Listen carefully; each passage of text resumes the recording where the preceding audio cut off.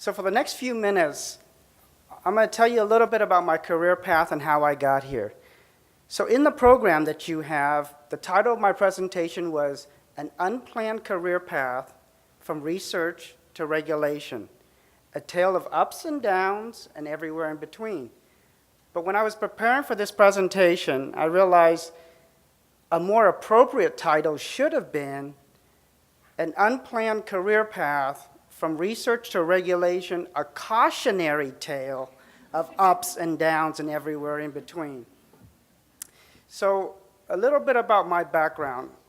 Like you, I had a very traditional start in science. I was a life science major at UC Davis, which is up north.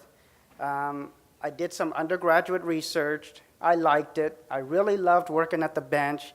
And so afterwards, I applied to grad school, and I went to a Big Ten, Purdue, which is a better conference than the ACC, by the way. But anyway, I went to Purdue for 6 years as a graduate student. After 6 years, I did what all of my classmates did in grad school. I applied for a postdoc. So after 4 years of a postdoc, I realized I needed a job. But there was a big problem with that. My publication record as a graduate student and my publication record as a postdoc was not very stellar. So it made getting a faculty position really unrealistic. So 16 years ago, when I had to make that decision, there was really only one viable option, unless you wanted to go back to school, which I didn't want to do, Cambria. I did not want to go back to school, was industry position. And so I landed my first industry position in research as a scientist only because a good friend of mine knew the hiring manager, network. So this good friend of mine was in the same situation as, say, Kathy and Chris. She was a postdoc in the same lab when I was a graduate student there. So I landed this industry position. And today, I want to say, in terms of just echoing what the other speakers have said, I have job satisfaction in the sense that I'm very glad and I'm very fortunate to be in an industry setting. But if you look back to all the events I just mentioned to you, my career was was just passively moving along. I had no roadmap. I didn't know where my career was going to go, and I didn't know when it was going to get there.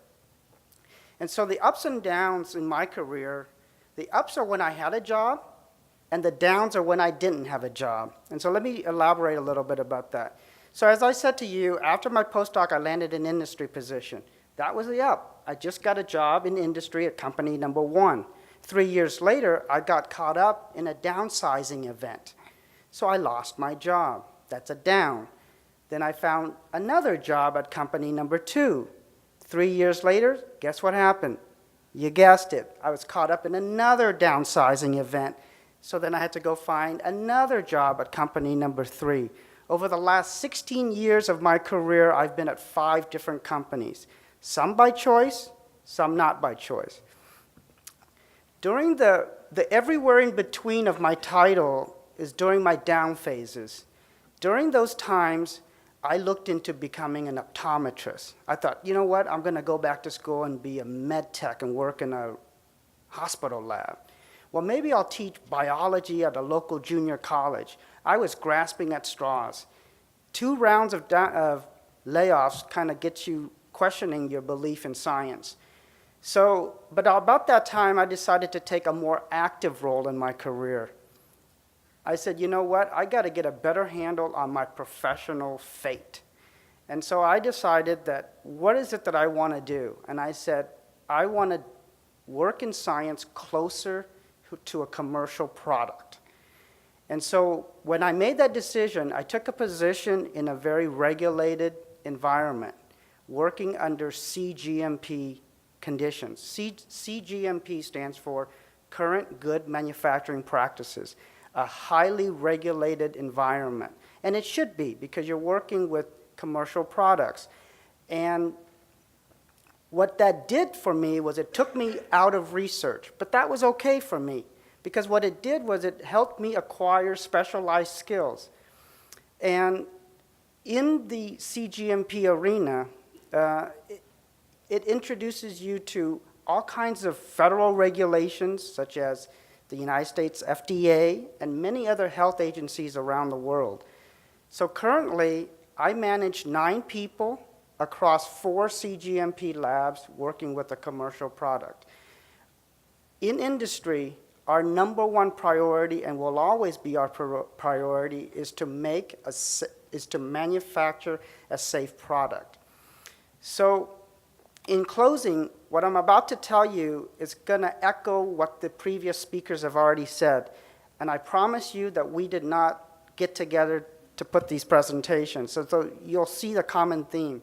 So here's my take-home message to all of you. Have a plan. A bad plan is better than no plan. And how do you get a plan? First, identify an area where you want to work. So let me back up. Identify an area where you want to work. And that decision could be motivated by scientific interest. It could be motivated by job security. It could be motivated by financial gains. It's all okay. It doesn't matter what motivates you in that decision. Once you've identified what it is you want to do some research on it. Identify what skills are needed to do the job you're interested in. Who in your area is already doing that job? And what professional associations are around that you can tap into to find out a little bit more about it. Once you've identified where you want to work, done some preliminary research on it, then I would say, ask for help. Reach out to your professors, your peers, your counselors, professional associations. Who's doing what I want to do? Second thing is to once you've identified the person or the group of people, get hands-on experience. Hands-on experience can take different forms. So one form could be you shadow this person throughout their day, or you go ahead and you do a volunteer work in their lab, or you end up doing an internship if it's available. And lastly, other speakers have said this, keep an open mind. I told you I want you to develop a plan. So when you develop this plan and you start executing this plan, undoubtedly what's going to happen is you're going to have tangents that are going to come off this plan. Keep an open mind, because it's those tangents that may lead to very fruitful careers. And you don't want your preconceived perceptions to prevent you from pursuing these tangents. And so what I like to do in the Q&A session or after this is that maybe we can talk a little bit more in detail as to how you would devise a plan and then the strategy to execute the plan. So with that, thank you very much.